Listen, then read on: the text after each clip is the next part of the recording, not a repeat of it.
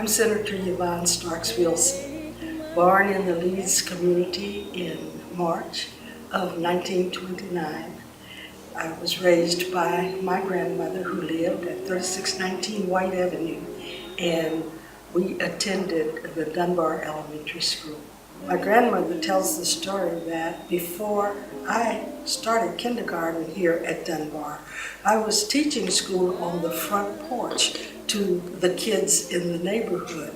I knew from day one that I wanted to be a teacher, not realizing that I would become not only a teacher, then the principal of many of the elementary schools, not many of them, but 3 of the elementary schools, and then ultimately becoming the director of elementary education for the Kansas City School District. One of my proudest moments in the Missouri General Assembly was when I approached the Department of Historical Society and the Department of Economic Development about coming to one of the Leeds reunions where they could learn about the history of a community that was so closely knit, and the feeling that many of us had that this should be written down as history. So I asked if they would not only do an essay on the history of Leeds, but would they also do an exhibit and show it in the rotunda of the Missouri General Assembly. They were very amenable to this request, attended one of our Leeds reunions, spoke with me from the platform to the gatherings there at that Leeds Picnic, which was an annual event. And I tell you, I really miss those annual events where we all came together. But it was at that time that the Leeds residents were assured that they would be approached in a very respectful manner to ask them to give information about their life here in the Leeds community.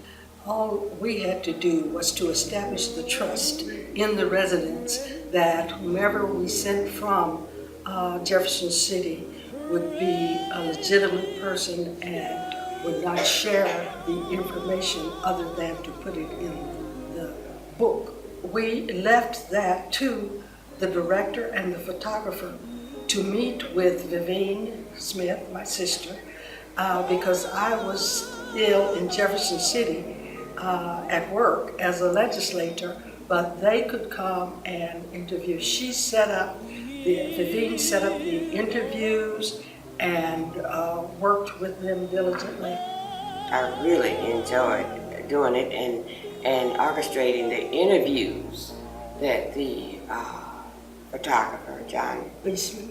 Beesman, and Dr. Kramer did.